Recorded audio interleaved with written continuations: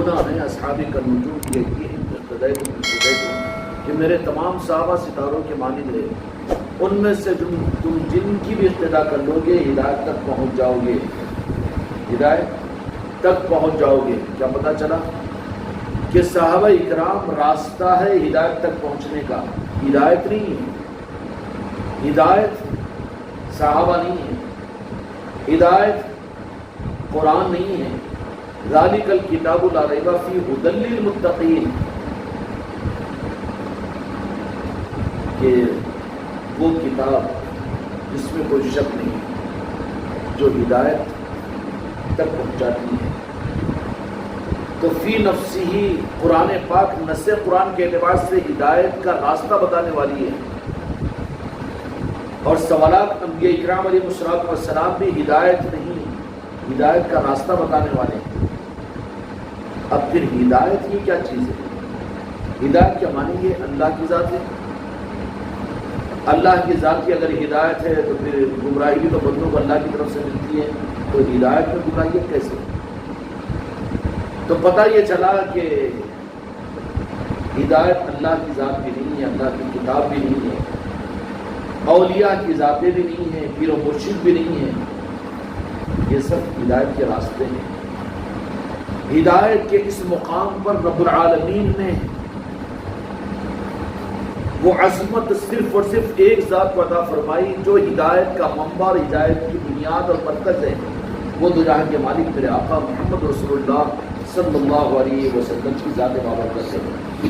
جس نے آپ کو پا لیا اس نے ہدایت کو پا لیا، جس نے قرآن کو پایا کوئی گارنٹی نہیں، کسی نے شریعت کو پایا کوئی گارنٹی نہیں، کوئی ظاہری صورت میں کسی پیر کو پا لیا، اولیاء کو پا لیا، سب کو پا لیا، کوئی سند نہیں ہے کہ وہ ہدایت پا گیا۔ صحابہ اکرام رضوان اللہ اجمعین کو بھی یہ بات تو فرما دی میرے آقا نے کہ اصحابی کالنجوم کے ستاروں کے مانند میرے صحابہ، اقتدیتم اہتدیتم، کہ تم ان میں سے کسی کی بھی ایک کی تابعداری کر لو گے، ایک کو بھی پکڑ لو گے، اور ایک کو بھی اگر اپنا امام بنا لو گے تو ہدایت تک پہنچ جاؤ گے۔ ہدایت نہیں ہے صحابہ اکرام، سبب ہے ہدایت، قرآن نہیں ہے۔ پھر ہدایت صرف دو جہاں کے مالک میرے آقا کی ذات مبارک ہے۔ جس کو میرے آقا کی ذات نصیب ہوگی، میرے آقا کی ذات تک رسائی نصیب ہوگی، کسی کو نالج پاک مصطفیٰ تک پہنچنے کی خیرات نصیب ہوگی، اب اس منزل پر پہنچنے کے بعد میں ناقدرہ تو نہیں ہو سکتا، وہ قرآن کا، صحابہ کا، تابعین، تبع تابعین، اولیاء اکرام کا، سراسل کا، مولا کائنات کا، عرش الہی کا، جنت و جہنم کا، دنیا کے ذرے ذرے کا ناقدرہ نہیں ہو سکتا، اس لیے کہ خلقت کو اللہ نے وجود میں لایا ہے میرے آقا کے صدقے میں۔ تو اس رخ کے اعتبار سے عاشقین مصطفیٰ جو ہوتے ہیں ذرے ذرے سے وہ محبت کرتے ہیں، ان کی محبت کا رخ اپنی خواہش نہیں ہوتا، بلکہ عاشقین کی محبت کا رخ دو جہاں کے مالک کی وجہ سے ہوتا ہے کہ کن کے صدقے میں پیدا ہوتے ہیں۔ کائنات کو اللہ تعالیٰ نے کیوں پیدا کیا، جنت کو اللہ نے کیوں پیدا کیا، اور اللہ تبارک و تعالیٰ نے عرش و کرسی کو کیوں بنایا، اللہ نے قرآن پاک کو نازل کیوں فرمایا، اللہ نے شریعت کو کیوں دیا، زمین کو کیوں دیا، مچھروں کو، چونٹیوں کو کیوں پیدا کیا۔ ایک عاشق رسول جو ہوتا ہے اور جس کو ذات مصطفیٰ ملی ہوئی ہوتی ہے، جس کو ذات مصطفیٰ ملی ہوئی ہوتی ہے، اور میرے آقا کسی کو اپنا اگر بنا لیتے ہیں تو اس کی پہچان یہ ہوتی ہے کہ ہر خط سے محبت کرتا ہے، وہ جسم کے رونگٹے سے بھی اس کو محبت ہوتی ہے کہ اس کا وجود بھی تو میرے آقا کا صدقہ ہے۔ کائنات پر نظر ڈالتا ہے تو کائنات کے سوا میرے مصطفیٰ کی جلوہ کے علاوہ سے کچھ نظر نہیں آتا۔ تو اس معنی کے اندر میں جن کو میرے آقا اپنی ذات تک رسائی عطا فرما دے اور جن کو اپنی پہچان، میرے آقا کے نوازنے کے انداز الگ ہے، کسی کو کسی صورت میں صحابہ اکرام کو اپنے پاس میں رکھ کر ایسے نوازا، امت کو نمونہ بنا دیا، لیکن انہیں صحابہ کے درمیان اور اسی زمانے کے اندر میں ایک حضرت اویس قرنی رضی اللہ عنہ کو ایسے نوازا کہ دور رکھا، آنے بھی نہیں دیا ظاہر میں. نوازنے کے انداز ہے میرے آقا. اسی طریقے سے بہت عظمت کی چیز ہے. افضلیت تو صحابہ کرام کو ہے، اولیاء پر بھی. تو پھر ہم سوچ بھی نہیں سکتے. لیکن یہاں پر مسئلہ یہی ہو جائے گا کہ اللہ تبارک و تعالی ہم کو اس اعزاز سے، آخر ہمارا جرم کیا ہے اس میں ہم کو کیوں محروم رکھا؟ کیا خدا نے یہ کہا تھا کہ میں تم کو اپنے محبوب کے زمانے میں پیدا کرنا چاہتا ہوں، اور ہم نے کہا کہ نہیں، ہم کو 15ویں صدی میں عادل آباد میں، اور ہم کو ہمارے ماں باپ کے اندر پیدا فرما، ہم کو ہندوستان میں پیدا فرما. یہ تو ہمارے ساتھ میں خدا کا معاملہ نہیں ہوا. تو پھر وہ اعزاز صحابہ کرام کو کیسے ملا اور ہم محروم کیسے؟ محروم کیسے؟ اور محروم کرنے والا رب کیسا ہو سکتا؟ ایک باپ اپنی 10 اولاد ہو تو ایک ہی نظر سے سب کو دیکھے گا، وہ دیکھے گا نہیں دیکھے گا. تو پھر رب کیسے وہ کہ کسی بندے کو اس کے بغیر قصور کے اس کو محروم کیسے کرے گا؟ تو پھر صحابہ کرام کو یہ اعزاز صرف ان کو اس بنیاد پر کہ اللہ نے ان کو پیدا کیا اس زمانے میں، تو میرے آقا کو اپنے سر کی آنکھوں سے ان کی زیارت کی اور سب کچھ کیا. 15ویں صدی کے اندر میں کوئی میرے آقا کا سچے دل سے چاہنے والا عاشق، اس کا کیا قصور ہے کہ اس اعزاز سے اللہ اس کو کیوں محروم رکھے گا؟ اور میرے آقا اس کو کیسے نظر انداز کریں گے؟ نہیں کریں گے. لیکن بات کیا ہوگی کہ صرف لوگوں کے خوش کرنے کے لیے، اپنے دل کی تسلی کے تو کہہ رہا ہے کہ میں بھی اگر صحابہ کے زمانے میں ہوتا تو میں بھی آپ کے نعرہ پاک کا تسمہ باندھتا اور کبھی آپ کا دیدار کرتا، کبھی میں یہ کرتا، کبھی آپ کے گھر کی خدمت کر دیتا. یہ بہت اچھے رخ ہونا چاہیے. اس بات کی تمنا اپنی انفرادی مناجات کے اندر میں کیا کروں، تصور میں لایا کرو مدینے کو. یہ مراقبہ ہے بہت حد کا.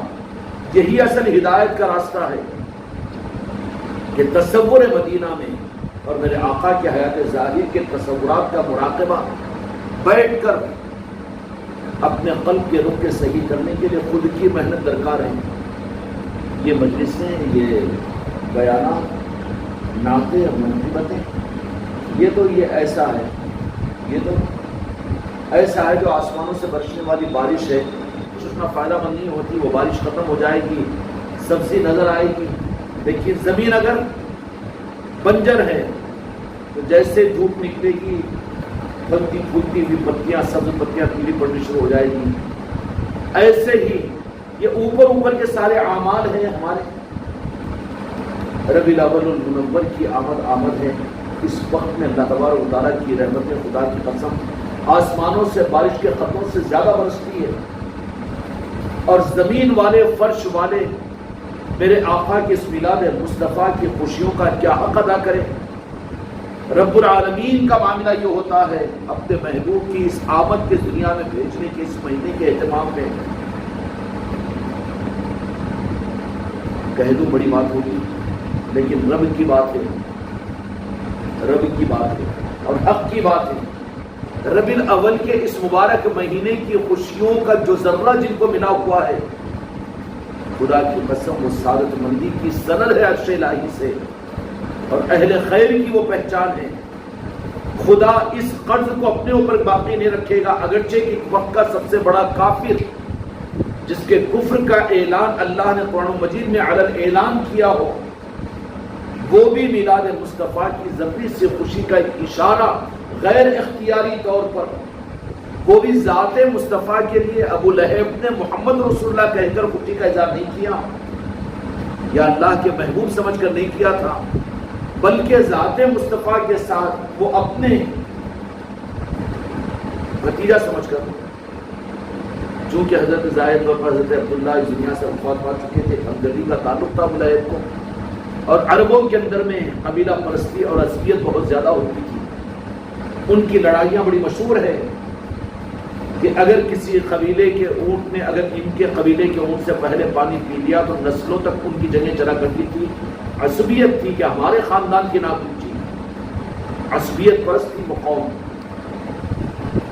وہ تو میرے آقا نے اپنی رحمت العالمین کی چادر کو دنیا کے کافر اور مشرکوں پر، عام انسانوں پر، پچھڑے ہوئے لوگوں پر، چھوٹے خاندان والے اور بڑے خاندان والوں کے فرق کو ختم کرنے، امیر و غریب کے فرق کو مٹانے اور انسان کو انسان کی بنیاد اور نظر سے دیکھنے کا عمومی فیضان جو پوری دنیا کو عطا کیا، خدا کی قسم اور نعرہ پاک مصطفیٰ ہی کا صدقہ ہے۔ ورنہ انسانوں کے قلب کی ظلمت کی وجہ سے ان کی آنکھوں میں خون اتنا اتر آیا تھا کہ اس وقت پر میرے آقا کو اللہ تبارک و تعالیٰ نے مبعوث فرمایا کہ وہ انسانیت کی، شرافت کی اور رشتہ داریوں کی اور انسانیت نوازی کی یہ صفات ناپائید اور ختم ہو رہی تھی، حیوانیت کی انتہا پر یہ پہنچے تھے۔ وہ تو عام تعارف کیا جاتا ہے کہ کہیں پر توحید نہیں تھی، کہیں اسلام نہیں تھا، کہیں ایمان نہیں تھا، ظلمتوں کا گٹا ٹوپ اندھیرا نہیں، انسانیت بھی ختم ہو رہی تھی اس وقت میں۔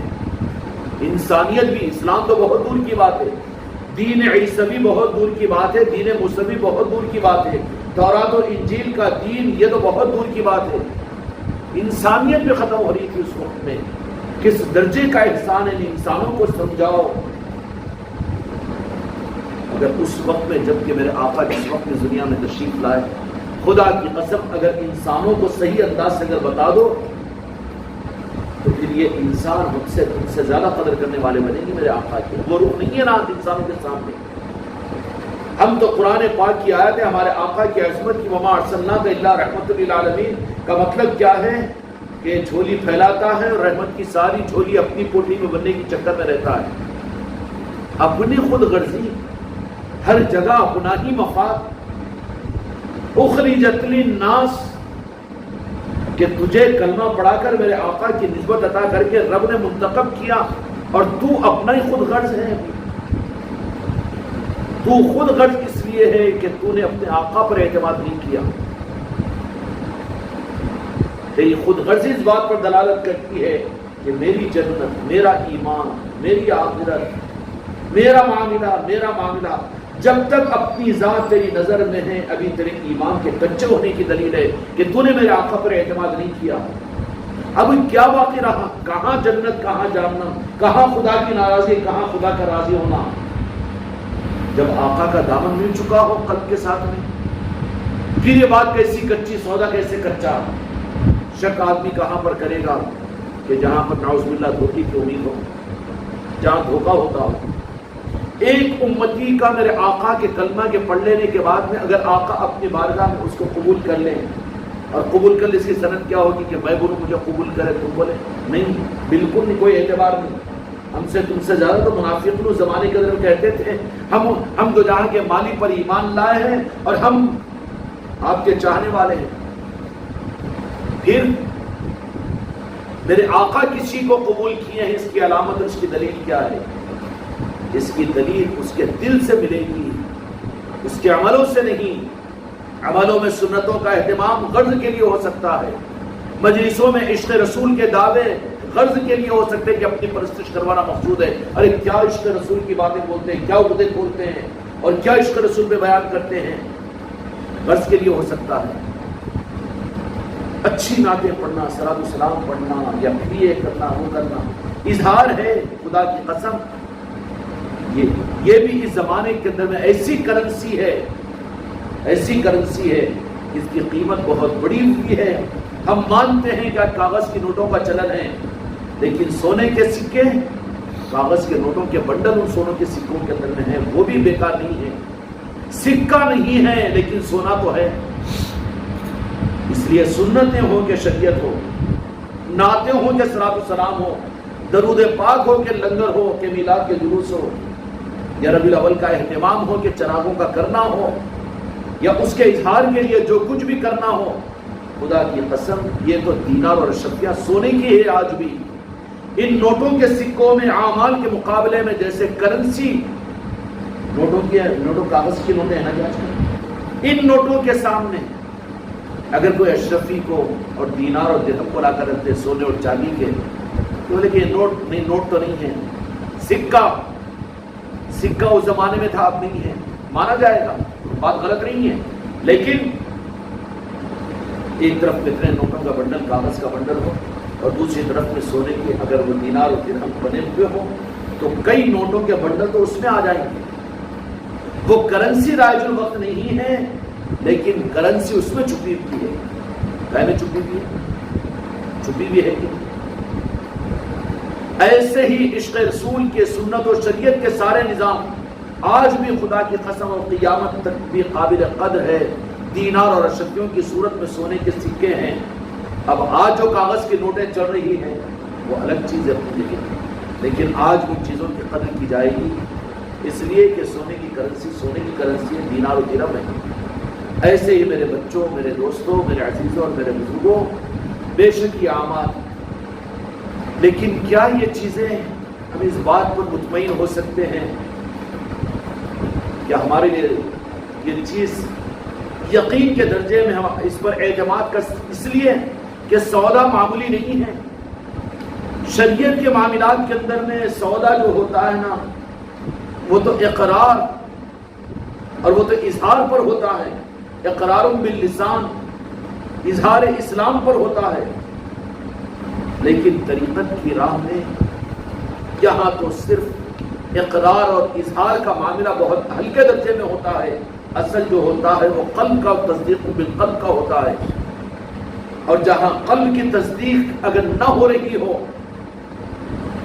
میں بھی سوچوں اور آپ بھی سوچیں، کتنے سال گزر گئے خانقاہوں میں آتے ہوئے اور اتنا عشق رسول کے نظاموں کے اندر میں چلتے ہوئے، میلاد کی محفلوں کو مناتے ہوئے، مجلسوں کو سنتے اور سناتے ہوئے، لیکن قلب کیا تصدیق کرتا ہے کہ ہاں میں اپنے محبوب کا چاہنے والا ہوں اور میری چاہت میرے آقا کی طلبوں پر نالے پاک مصطفیٰ تک یقیناً میری صدا وہاں پر پہنچی ہوگی، اور میرے آقا نے اپنے چاہنے والوں نے یقیناً مجھے شامل کیا ہوگا۔ اگر ہم کوئی شک ہے تو شک ہمارا ہی شک کو حجت بنا دیا جائے گا کہ تجھے شک تھا، پر اعتماد کہاں کیا۔ خدا کی قسم یہ کانفیڈنس کی بات نہیں ہے، دل مطمئن کر دیتے ہیں میرے آقا، اپنی نگاہ پر ڈال دیتے ہیں۔ 1000 برس کی عبادتیں، ریاضتیں، پیری اور مریدی اور سارے ذکر و اذکار ایک طرف میں، اور ایک نگاہ مصطفیٰ اگر کسی کے قلب پر، اس کے دل کے عشق کی بنیاد پر میرے آقا کی نگاہ کرم کا کروڑواں حصہ اگر کسی کو نصیب ہو جائے نا، خدا کی قسم اس کی پہچان کیا ہوگی کہ اب وہ زندگی کا طالب نہیں رہے گا، کسی اور چیز کا طالب نہیں رہے گا، نہ جنت اس کے سامنے رہے گی، نہ جہنم کا خوف اس کے سامنے رہے گا، نہ رب کی ذات رہے گی، نہ کوئی اور چیز رہے گی، بلکہ اس کا دل یہ کہہ دے گا کہ بس میرے آقا کی خوشنودی کی خیرات، اب اس کے بعد زندگی کی کوئی سانس مجھے نہیں چاہیے۔ لیکن اگر میرے آقا کی نگاہ میں وہ اگر نہیں بھرا اور میرے آقا نے اس کو اپنا ہونے کا اگر کروڑوں حصے کا ایک اظہار، ایک رمق اور ایک ذرہ اور ایک خیرات کی پھول اگر اس کو عطا نہ کی ہو تو آخر وقت تک بھی وہ شک میں رہے گا۔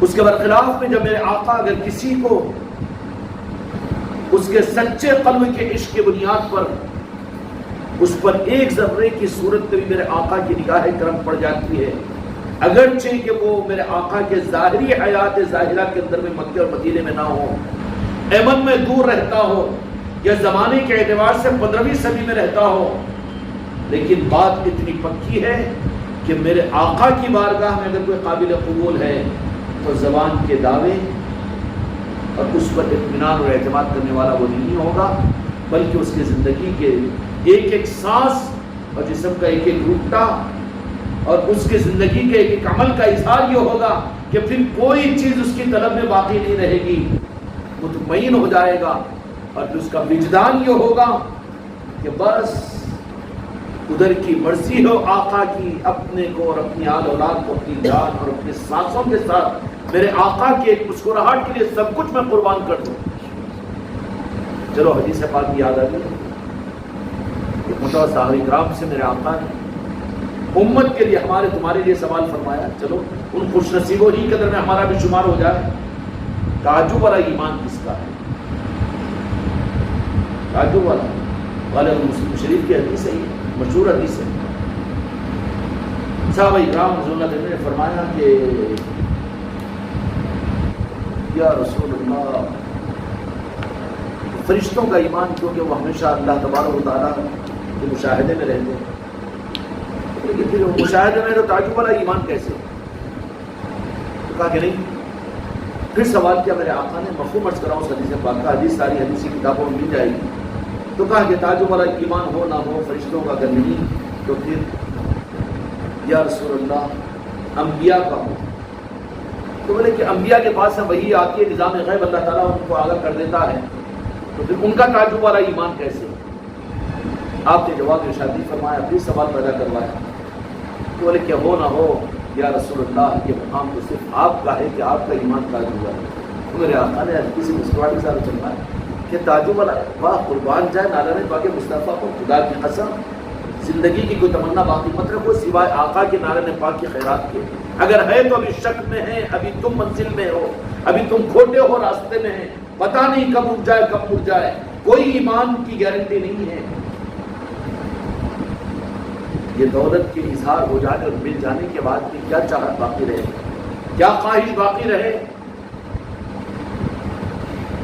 ملک الموت بھی سامنے آ جائے تو پوچھنا کہ آقا کی خوشنودی ہے تو ٹھیک ہے، اور ملک الموت کہے کہ نہیں مرضی اگر ہو تو اور جیو 1000 برس. نہیں، 1000 برس نہیں، 1 سیکنڈ بھی نہیں. ہوا ہے، بزرگوں نے یہی معاملہ کیا ہے، اور ویسے ہی ہوتے ہیں، دلیل دے دیتے ہیں اپنی زندگی کے اندر میں. بلکہ ان کے دل کی کیفیت صرف یہ رہتی ہے کہ رضائے مصطفیٰ، کیا وہ ہوتے ہیں بندے مصطفیٰ. عشق رسول کے پیدا کرنے میں اور انسانیت کو میرے آقا کی اہمیت اور عظمتوں کے بتانے میں. تم کو تو اپنی اپنی حکومتوں کی پڑی ہوئی ہے، اپنے اپنے قوم کی پڑی ہوئی ہے، اور تم کو تو اپنی بات کی پڑی ہوئی ہے، اور تم نے تو اسلام کو اور میرے آقا کی ذات کو اپنے لیے نعوذ باللہ علیہ السلام، یا رسول اللہ مجھے معاف کیجیے، اپنے لیے ڈھال بنائے ہوئے ہیں. اور ہر ایک کے اغراض اور مفادات، خلوص والے تو کامیابی کی منزل تک پہنچ جاتے ہیں جو دل سے ہوتے ہیں، لیکن جو دکھاوے والے ہوتے ہیں اس پر اپنی روٹیاں سیکتے ہیں. کیا کرتے ہیں؟ ایک کتے کے بھونکنے کے اوپر تم اتنی حرکت میں آئے، لیکن 12 ربیع الاول کے اندر میں حرکتوں کے کرنے کے اندر میں تمہیں کیوں پھر سانپ سونگا ہوا ہے؟ کیوں تمہاری مسجدوں کے اندر میں نہیں ہے، تمہاری خانقاہوں میں نہیں ہے، تمہاری مسجدوں میں نہیں ہے، تمہارے گلی گلی کے اندر میں کیوں نہیں ہے اس کا اظہار؟ اگر تم وہی عشق رسول کے اظہار کے لیے وہ چیز کرنے پر تیار ہوئے تو تعمیر کی صورت میں کیا نہیں ہو سکتا ہے؟ یہ نہیں ہو سکتا. کون روکے گا؟ ہر مسلمان اپنے گھر کو سجائے، ہر مسلمان طے کرے کہ نہیں ربیع الاول کے اندر یہ ہونا ہے. جن کو یہ ہر مسلمان اپنے گھروں کے اندر میں محفل میلاد کا اہتمام کرے، ہر مسلمان عامی ہو، رعایا ہو، حکمران ہو، حکومتی سطح کے اوپر ہو، یا جتنا اللہ تبارک و تعالیٰ نے نالہ پاک کے سطح میں جتنا جو کچھ تم کو حیثیت و مقام عطا فرمایا، دینی یا دنیاوی اعتبار سے یا تخت و تاج اور حکومت اور حاکمیت کے اعتبار سے، اپنے اپنے اعتبار سے اگر اس عشق رسول کا اظہار کرنے کا فیصلہ کرے تو پھر اس کے نتائج کیسے ظاہر ہوں گے؟ ان ہنگاموں سے اور ان اظہاروں سے، ان ٹویٹروں سے زیادہ تعمیری یہ کام نہیں ہوگا. بہترین موقع ہے ربیع الاول کا، اس میں انسانیت کے سامنے میرے آقا کی عظمتوں کو اور میرے آقا کے احسانات کو ان کے سامنے رکھو. خدا کی قسم اگر میرے آقا کی جو چاند و سورج جہاں پر مان پڑ جاتے، میرے آقا کا زندگی کا ایک ایک رخ اور میرے آقا کی سیرت مبارکہ خود اتنی منور ہے اور اتنی خوبصورت ہے کہ مزید کسی مسلک اور جماعت، کسی مقرر اور کسی تقریر کی اس کو میک اپ کی ضرورت نہیں ہے. جو خود حسین ہو اس کو میک اپوں کی ضرورت ہے کیا؟ بیوٹی پارلروں کی ضرورت ہے کیا؟ تو میرے آقا کا معاملہ صرف یہ ہے کہ اس پر یا رسول اللہ مجھے معاف کیجیے، ہم آپ کا نام لینے والے، آپ کا کرنا پڑنے والے ہوتے ہوئے ہم نے اپنے اغراض کے بدنما پردوں کو ڈالنے کی کوشش کی ہے. حد کے اوپر ہر جگہ ہماری غرض ہم کو نظر آتی ہے، اپنا مفاد ہم کو نظر آتا ہے. کہیں پر بھی کوئی کام اگر کرتے ہو تو عشق مصطفیٰ کے لیے نظر نہیں آتا، بلکہ وہاں پر بھی اپنی غرض ہم کو بدنما پردہ سامنے آ جاتا ہے. نہیں رہے معاملے میں. ہمارا سودا بڑا ناقص ہے. جس سودے کو بیوی قبول نہیں کرتی، جس سودے کو اولاد قبول نہیں کرتی، جس سودے کو پڑوسی قبول نہیں کرتا، دھوکے کے سودے کو چلے ہیں. اس سودے کے نظام کو لے کر نعرہ پاک مصطفیٰ تک میرے آقا نبھا لے. وہ تو منافقین کو بھی نبھاتے ہیں، ان کی مرضی ہے، وہ ان کی امت ہے. لیکن ذرا جائزہ لے کر دیکھیں کہ ہر ایک اپنے اعتبار سے اس کے اظہار کے لیے، کیوں کہ میرے آقا کو رب العالمین نے خلق تخلیق کائنات کے بجے کائنات بنایا. دنیا کو یہ سمجھاؤ کہ تمہارا وجود خود میرے آقا کا صدقہ ہے، اور وہ رحمت للعالمین کی ذات کیسی. بات کہوں تو میرے بچوں ذرا گہری ہو جائے گی، گہری بات ہو رہی ہے، ذرا سمجھنے کی کوشش کرو. قرآن کو سمجھانے کے لیے تفسیروں کی ضرورت ہے. اللہ کا کلام ہے، اللہ نے کلام کو دیا، لیکن صاحب کلام کے ساتھ میں دیا. صاحب کلام ہے تو پھر اب ان کو سمجھانے کے لیے اس زمانے کے تقاضوں کے اعتبار سے مفسرین کی ضرورت ہے، مقررین کی ضرورت ہے. لیکن خدا کی قسم عاشقوں کو میرے آقا کا روح سمجھانے کے لیے کسی اور سہارے کی ضرورت نہیں ہوتی ہے.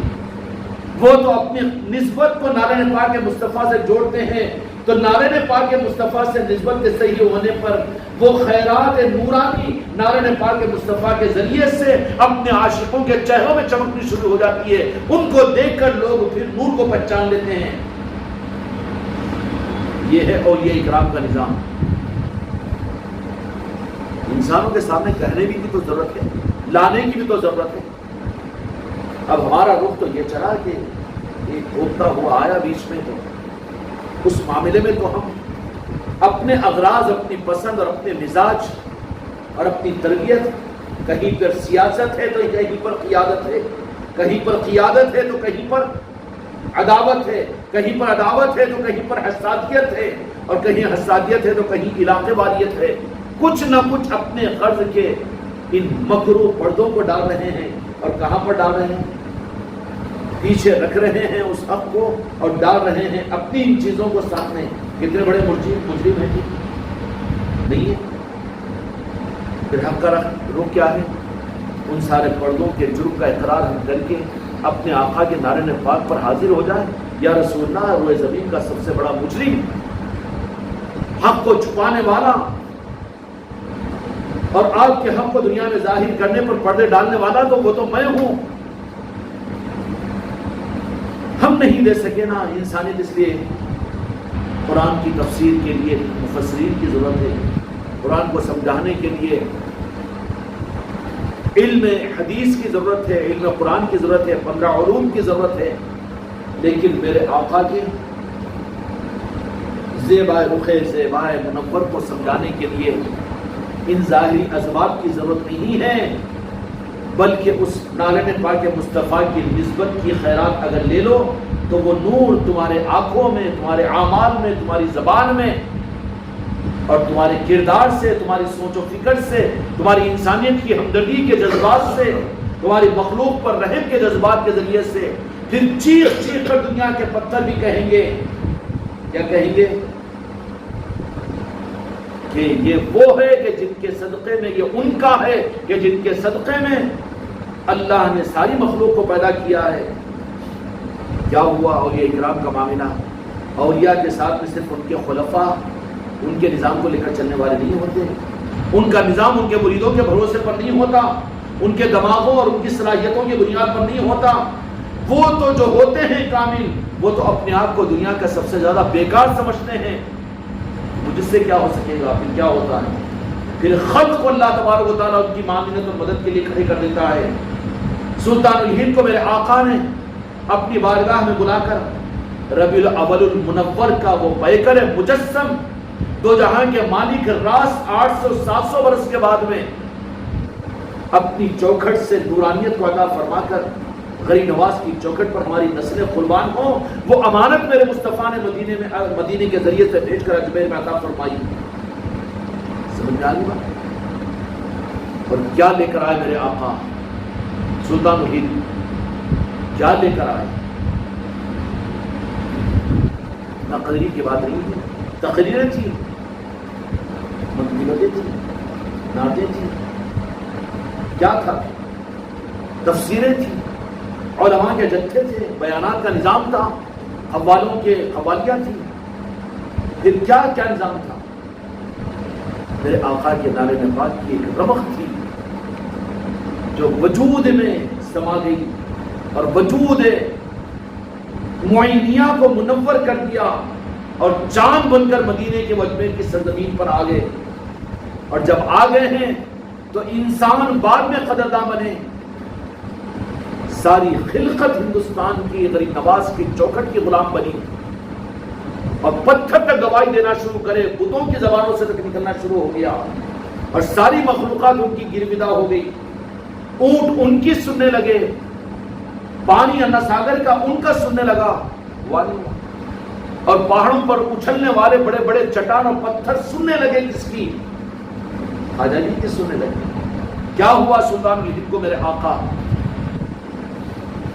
ہندوستان کی طرف بھیجے کہ جاؤ ہمارے نور کو تقسیم کرو.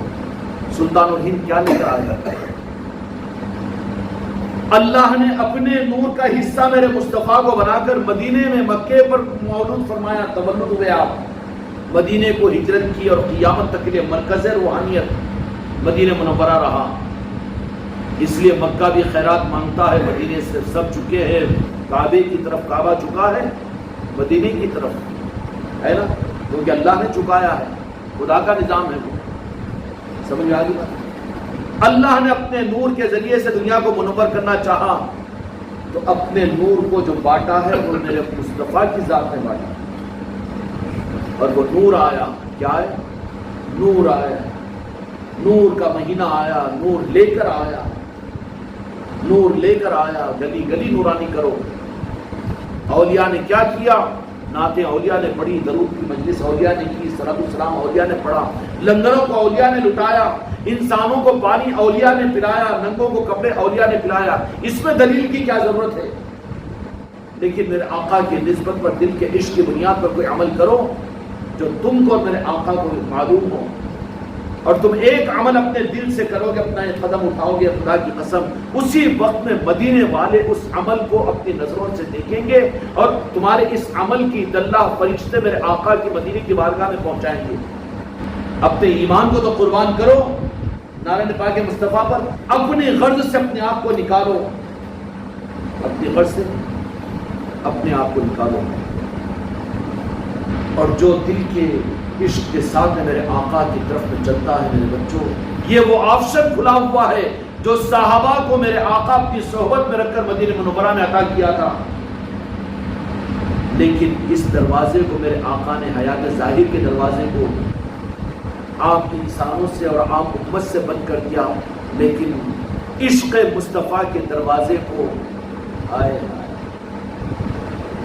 آپ پردہ ہو چکے ہیں، لیکن دوسرا دروازہ میرے آقا نے قیامت تک کے لیے اپنے سچے عاشقوں کے لیے کھلا رکھا ہے. آج مسلمان اپنے اغراض کو پورا کرنے کے لیے اسلام کا پردہ لے رہا ہے اور میرے آقا کے عشق کا پردہ لے رہا ہے. ہم عاشق رسول ہیں، ہم سب کچھ برداشت کر سکتے ہیں، لیکن ناموس رسالت کے خلاف ہم کھڑے ہوں گے. بہت اچھا جذبہ ہے، لیکن تقریبی کارروائیوں کے اندر میں تیرا یہ جذبہ ہے، تجھے سلام ہے، لیکن تعمیری پہلو پر کیوں ربیع الاول آ رہا ہے تو تو سو رہا ہے. تیری تحریک، تیری جماعت، تیری مسجدیں، تیرے ادارے، تیرے دارالعلوم اور تیرے گھر کیوں عشق رسول کے چراغوں سے روشن ہو کر عشق رسول کی سوغات دنیا میں کیوں نہیں دے رہے ہیں؟ تو پتہ چلے گا کہ یہ قرض کا بندہ ہے اور حق کے سامنے اپنے قرض کے پردے کو ڈال رہا ہے. یہ جرم ہے ہم سے اور بندیوں سے. یا رسول اللہ کو معاف فرما دیجیے، معافی مانگو میرے مصطفیٰ کی بارگاہ میں. اور جب میرے آقا معاف فرمائیں گے، بہت تڑپ رہا ہے، درد دل مدینے تک پہنچتا ہے. خدا کی قسم ماں سے پہلے سن لیتے میرے مصطفیٰ. جب سن لیں گے وہ میرے آقا اور درد دل میرے آقا کی چوکھٹ تک پہنچے گا. بس ایک ہلکی سی مسکراہٹ اس کو میرے آقا اپنی بارگاہ میں قبول کرتے ہیں اور اپنا بنا لیتے ہیں. اس کی پہچان صرف یہ ہوتی ہے کہ اس کی کوئی چاہت، کوئی غرض، کوئی خواہش نہیں ہوتی، اپنی مرضی نہیں رہتی، بلکہ ہمیشہ وہ. اور یہ پہچان میرے آقا نے صحابہ کرام رضوان اللہ تعالی اجمعین کو عطا فرمائی تھی کہ جو بھی صحابی پہلے ہی لمحے کے اندر میں میرے آقا کے دست منور پر ایمان قبول کر لیتا اور میرے آقا ایک نظر سے اس کو دیکھ لیتے، نماز نہ پڑھا ہو، زکوٰۃ نہ دیا ہو، حج نہ کیا ہو، لیکن خدا کی قسم اس کا دل کا جذبہ یہ ہو جاتا کہ میں دوسرے ہی لمحے نعرہ پاک مصطفیٰ پر اپنے کو قربان کر دوں. ہوتا تھا کہ نہیں ہوتا؟ یہ ہے سند میرے آقا کی نگاہ ہے کرم کی. دھوکہ مت کھاؤ اے مریدو اور خلیفہ اے مدیر. اگر یہ دولت میرے آقا کی بارگاہ سے ملی ہے تو میرے آقا تجھے تیرے دل کے اندر بھی دولت عطا فرما دیں گے کہ کوئی خواہش باقی نہیں رہے گی، کوئی چاہت باقی نہیں رہے گی، بلکہ چاہت صرف یہ ہوگی کہ جو کچھ بھی ہو جائے 1,00,000 برس کی عمر دے دے یا رسول اللہ، ٹھیک ہے قبول ہے، سب کچھ قبول ہے، لیکن آپ کی مسکراہٹ کی آخری منزل ہوگی. صحابہ کو دیا تھا کہ نہیں میرا آپ؟ اس کے لیے کہتے تھے دندنا کر یا رسول اللہ 4 بیویاں ہیں نا کہ آپ کو اتنے 50 بچے ہیں نا، آپ حکم دے، آپ کی منشا ہو تو سمندروں میں چھلانگ لگا کر جان دے دیں گے، پہاڑوں پہ سے کود کر مر جائیں گے یا رسول اللہ. آگے نہیں، یہ سند تھی. عشق رسول کی سند پیر نہیں دیتا، عشق رسول کی سند کتابیں نہیں دیتی، عشق رسول کی سند مدرسے نہیں دیتے، عشق رسول کی سند مسجدوں میں نہیں ملتی. عشق رسول کی سند خدا کی قسم میرے مصطفیٰ کی چوکھٹ سے ملتی ہے، مولا علی کے ذریعے سے ملتی ہے، پنجتن پاک کے ذریعے سے ملتی ہے، اولیاء غوث و خواجہ کے ذریعے سے ملتی ہے کہ ہاں یہ دو جہاں کے مالک کی نگاہ میں آ چکا ہے. اور جن کو یہ چیز مل جائے ان کی پہچان کیا ہوگی؟ اس کی خواہش کوئی خواہش نہیں ہوتی. جنت بھی سچ کے آئے گی، بازو رکھے گا، جہنم کا خوف بھی اس کو نہیں ہوگا. سمجھ آ رہی؟ اتنا بنداس ہوگا وہ کہ وہ تو یہی کہے گا کہ میرے آقا کی مرضی، میں اپنے آقا کا بندہ ہوں. سمجھ آ رہی؟ اور یہ چیز جن کو نصیب کرتے ہیں میرے مصطفیٰ، پھر ان کو ظاہری اسباب سے بے نیاز کر دیتے ہیں. وہ جنگل میں بیٹھتے ہیں تو منگل کروا دیتے ہیں. اور کیا ہوتا ہے؟ وہ میرے آقا کی نگاہ کرم کی نورانیت کی جلوہ نمائیاں ہوتی ہے، پرچھائیاں ہوتی ہے. پھر خلق ان کا طواف کرنا شروع کرتی ہے. کیا ہوا خواجہ جی، خواجہ خواجگاہ، میرے مصطفیٰ نے اپنی مسکراہٹ عطا فرما دی. فرمایا کہ جاؤ معین الدین، اب ہمارے نور کو اور ہمارے عشق کی خیرات کو ہندوستان میں تقسیم کرو. جب آئے اس نور مصطفیٰ کی اس ذرے کو، مسکراہٹ مصطفیٰ کو لے کر، پھر خلق ان کی سننا شروع کرتی ہے. اور پھر خلق کے لیے تو وہ ہوتی ہے کرامتیں، لیکن اصل میں ہوتا ہے ان کا تصرف. پھر وہ فرشتے اگر کہتے ہیں کہ سرکار کو خدمت ہم سے لیجیے، بازو ہٹو، تو جو فرشتوں کی خدمتوں کو بازو ہٹو بولے گا وہ اجنا کو مسخر کر لے گا، موکلوں کو حاصل کرے گا، چلے بٹھا بٹھا کے ادبتیاں لگا کے نیواں کاٹ کاٹ کے. ارے نظام کیا ہے، کدھر ہے نظام، کیا ہے، سمجھ رہا کیا؟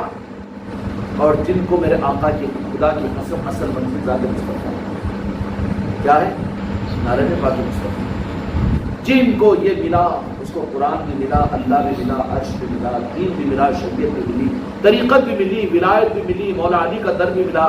خدا کی قسم جس کو نعرہ پاک مصطفیٰ نہ ملا، خدا کی قسم نہ اس کو قرآن ملا، نہ اس کو عرش ملا، نہ رب ملا، نہ مولا ملے، نہ اولیاء ملے، نہ دین ملا، نہ دنیا ملا. اس لیے تاریخ کس کے بننا؟